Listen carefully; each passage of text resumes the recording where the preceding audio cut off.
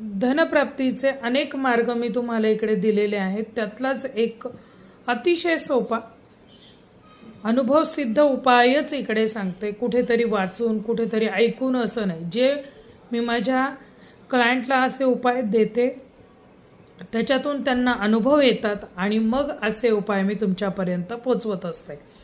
त्यातलाच एक उपाय असा आहे, सहजगत्या बाजारामध्ये मिळणारी गोष्ट आहे, ती म्हणजे जायफळ. जास्तीत जास्त 10 रुपयामध्ये तुमचं जायफळ येऊ शकतं. जायफळ आणायचे आहे, त्या जायफळाची पूजा करायची आहे.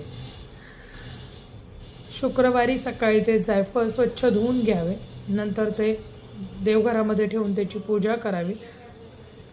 हळद, कुंकू, गंध, अक्षता हे जे मसाल्याचे काही पदार्थ आहेत ना, हे आपल्याला धनप्राप्तीसाठी खूप उपयोगी पडतात. तर ते जायफळ पूजा करून झाल्यानंतर मनोभावे लक्ष्मीचं स्मरण करून हातावरती 3 वेळा ते जायफळ असे चोळायचे आहे.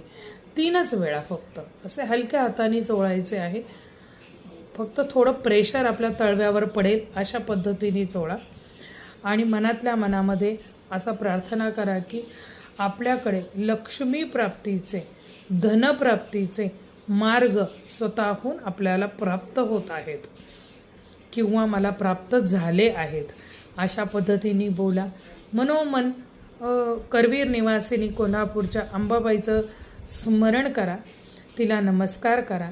त्या दिवशी जी पूजा झाल्यानंतर तुम्हाला जी कोणी सवाष्ण पहिल्यांदा दिसेल, हा उपाय तुम्ही तुमच्या दुकानात, घरात, ऑफिसमध्ये कुठेही करू शकता, कुणीही करू शकतं. आणि जी कोणी सवाष्ण तुम्हाला पहिली दिसेल तिला मनोभावे नमस्कार करा. तुमची पत्नी असेल तरी करा, मुलगी असेल तरी करा, आई असेल तरी करा, बाहेरील कोणी असेल तरी करा. नमस्कार करा आणि तिला काही का होईना तुमच्याकडचे 10-11 रुपये तिला दक्षिणा द्या. लक्ष्मी स्वरूप मानून तिला नमस्कार करा. बघा, तुम्हाला अचानकरित्या असे बदल घडतील. अचानकरित्या तुमच्याकडे लक्ष्मीचे मार्ग तुम्हाला खुले होतील. हा उपाय जरूर करून बघा. आई भवानीची, महालक्ष्मीची तुमच्यावरती कृपा हो. जय भवानी.